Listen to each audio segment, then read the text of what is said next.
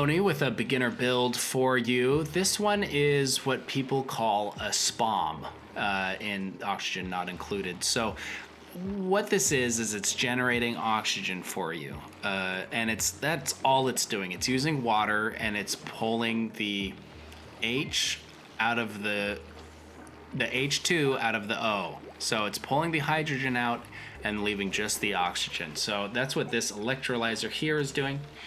This then gets pumped out and filtered through this cooling chamber, which needs a couple more wheeze warts. That's what these guys are.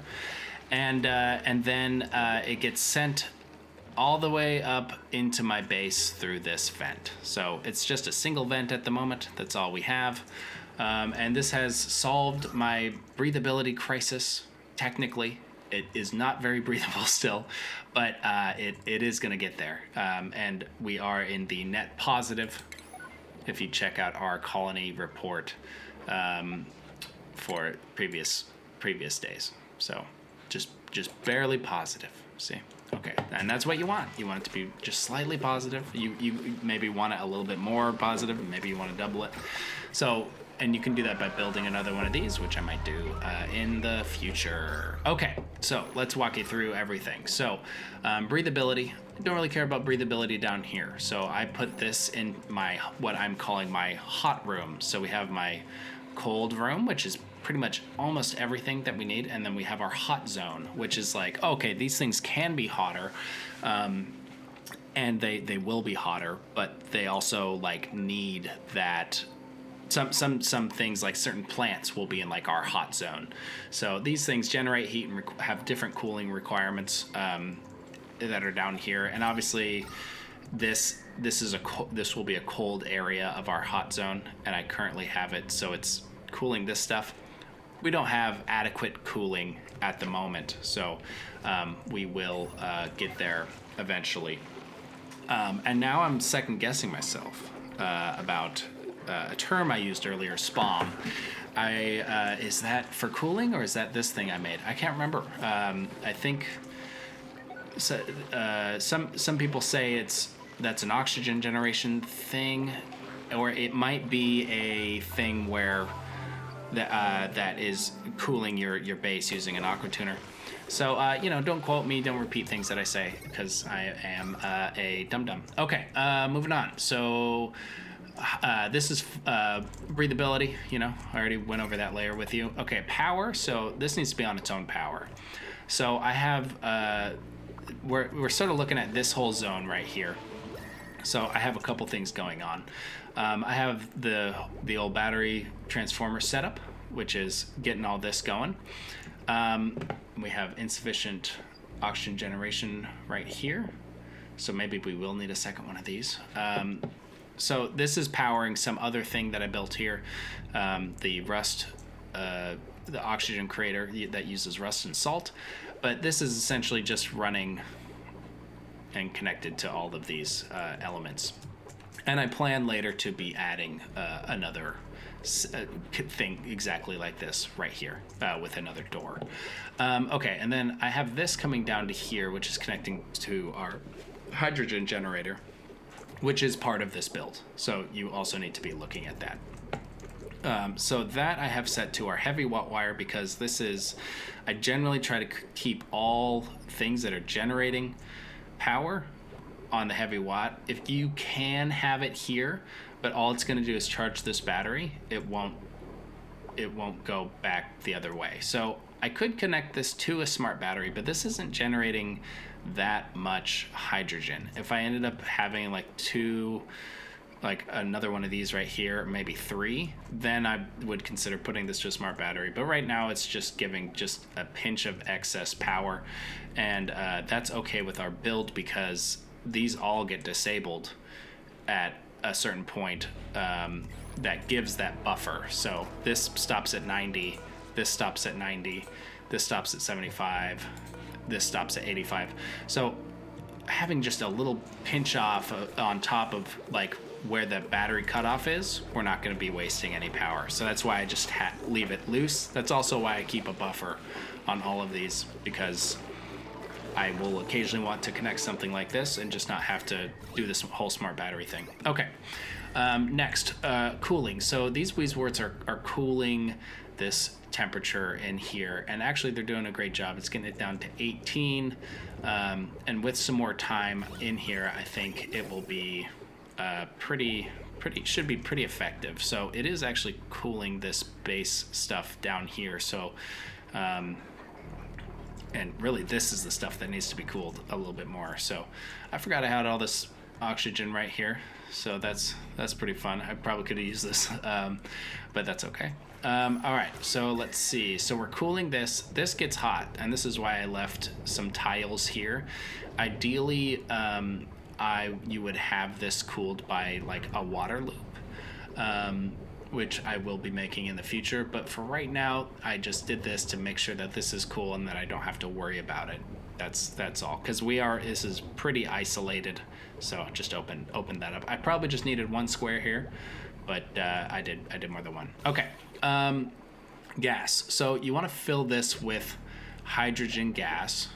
Hydrogen gas is the best for this because it cools down and heats up quick. So these Weezeworts are interacting with the gas, which is then interacting with the oxygen that's getting pumped through here. So you just want this to be hydrogen.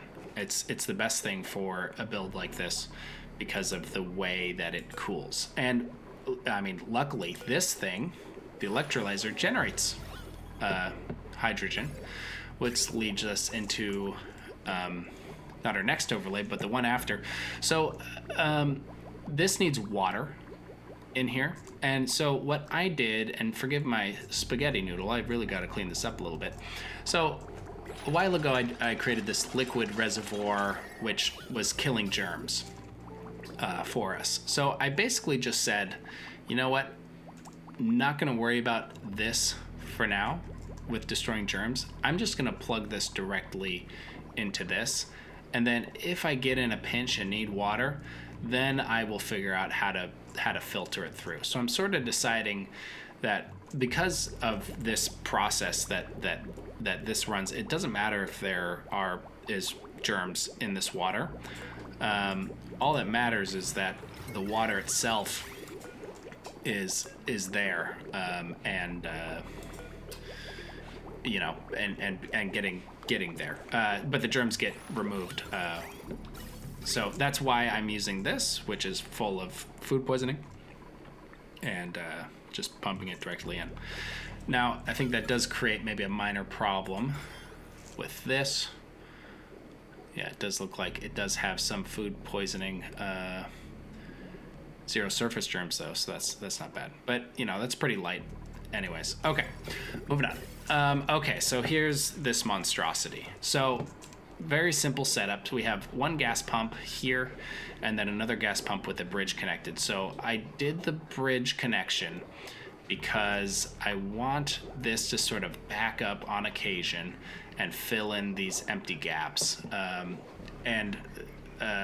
When these both get toggled on at the same time, I'm just trying to create a thicker layer of oxygen. So as it goes through this cooling zone, we're using these radiant pipes in order to cool down the oxygen. So this is a sort of like a high, a thermally reactive. I'm using gold for this in order to cool it faster. So I could put this whole thing in gold, but that felt unnecessary for what we were doing because it's currently going from 32 to 18. So, and you don't want it to go to a point where it's going to break your pipes.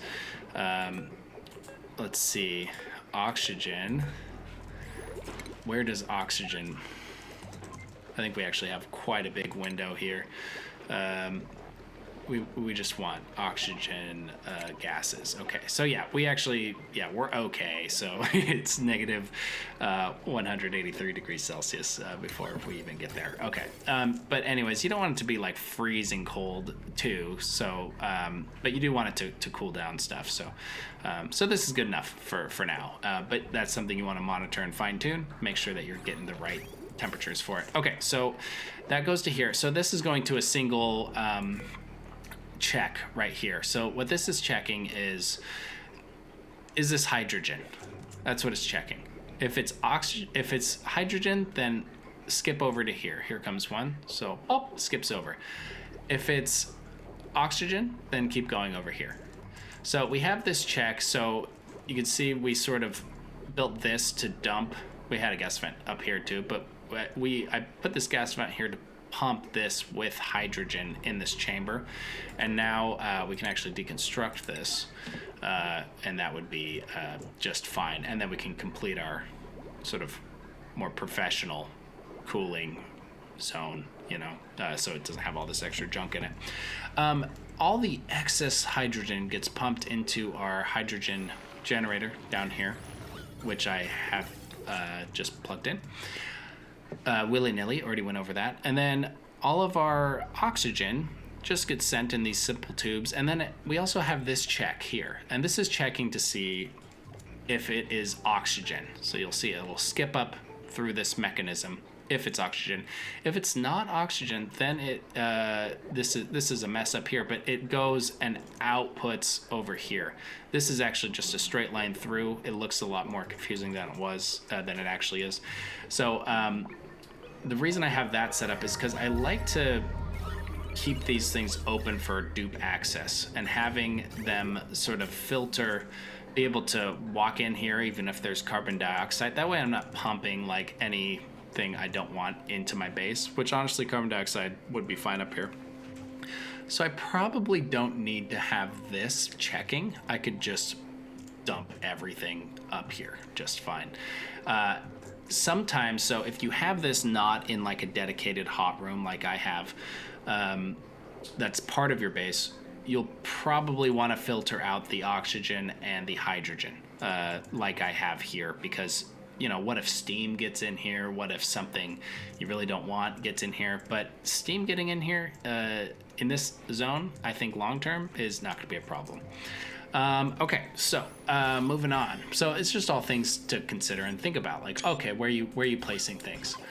And lastly, okay, so the only other thing I have going on here is, this is also something. So radiation. These guys give off lots of radiation. So I also opened up this uranium, so that's no good. So you want to sort of be careful. I mean, this is a bad hazard for your dupes to come in. They are currently sort of coming in and working in this area, but you do want to make sure that this radiation gets closed off, or that they're just not kind of over here. Now, if you wanted them over here, you could always put together some lead. You can protect it with like lead doors, lead whatever, but lead this melts easy, so you just want to be careful with that. So, and it's also very conductive, so you just want to be a little bit careful with lead when you're when you're using it, especially when you're trying to control hot and cold things. But that is a problem. But my long-term thinking is they're not even going to be going in this area very often. It's not a regular thing. I will send them in to put some more Wheezeworts in here eventually. But besides that, it's all good. Okay, so I guess that's it. So the reason you want to cool this is because this outputs it very hot. It outputs super hot. I'm going to set this down to 700, I think, just so. It does seem like we're overpressuring a little bit. These need 500 to pump out, so you do want to make sure that they're pumping like out big, thick gases and not just cute little gases. Okay, and that's pretty much it. So very simple build. A lot of smart people will essentially they'll have this, but then they'll have an extra catch like loop here. So this is also something to consider. Let's just pretend for a minute that this is entirely open. So what they'll do is they'll sort of create this catch up here. So let's pretend that these are gone, okay? So this is all an open zone. And they'll take and build a pump right here. Now, the thinking for this is that hydrogen wants to go up, and you'll see we have some up here. So it'll naturally just go up in an open space. You see we have some up here at the top of our dupe zone here. You see even here, it's up, it's up, it's up. So the thinking is, if you have this set up like this, and you have a pump here, and these two pumps down here, but maybe you have, because one electrolyzer needs two pumps, so you could have two electrolyzers and three pumps down here, and you have this, maybe the electrolyzers are actually right here. Then the hydrogen, as they pump out, the hydrogen goes up, and you will capture that hydrogen with this, and as it goes down, the three gas pumps for these for the oxygen will capture that, and then you just lock that off entirely and don't even worry about all these extra filterings and stuff like that. Now, I like to do that when I'm like, let's make something and it's never gonna move, this is its permanent place. But for me, I just like to move stuff around and a lot. So I've sort of just gravitated towards this really simple setup. Let me not build that. I've gravitated towards this really simple setup, which is 14 tiles, which just has the basic needs that then I can chain together. And yes, it does technically create more power, because every time you get hydrogen, it gets filtered through and creates like 10 watts of power for that one moment. But in general, like, I'm not really worried about doing something like that. The only other thing that I'm gonna do, and I'm gonna do this actually right now, so I'm gonna close that gap, and we're gonna disable, or at least deconstruct this, as well as this. Actually, no. What we're gonna do is just simply connect this to here. And as I said, the reason is because I actually don't care. Like, the gases I have down here are okay to make their way into my base. So by doing this, we'll save power in the long run, so it's not checking this oxygen every time. We really just want to filter out the hydrogen.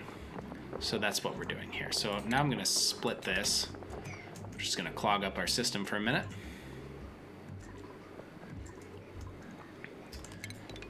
And now we have a nice zone. So if this does clog up, you want to make sure that you have an opportunity for this to escape. And you can do that just by simply connecting that up there. So simple bridge priority. This gas is just going to want to gravitate and go into the bridge first. So it's going to prioritize going into this bridge. Now, if this is entirely full, it's going to get clogged up, and it will then output to over here. But we actually don't want it to do that. If that gets full, we maybe want it to actually go to like another part of our base. For instance, anywhere else. So you just kind of plant these in various zones. Maybe I'll just put one all the way up here as well. See? So that way, hey, it'll fill up the zones. And I actually don't want to put this here. You want to sort of put it here. Now I'm fine tuning. We're in a build episode, but I'm pretending like this is a play along. All right, well that's the build, and you know, definitely consider that you have to make this for your base or something like it. You don't necessarily need to cool it. You can cool your stuff elsewhere, but this is just so easy to set up and maintain that you should pretty much just have this. But you can do water cooling with hot oxygen, and I've done that before, and it's totally fine. And then all you need to worry about is this, which that's starting to become an issue. But luckily I have all this, I could filter it through. All right, that's all for today. And, hope you guys enjoy plenty of Oni and make lots of mistakes and figure this game out, because it's a lot of fun. All right, thanks guys, bye.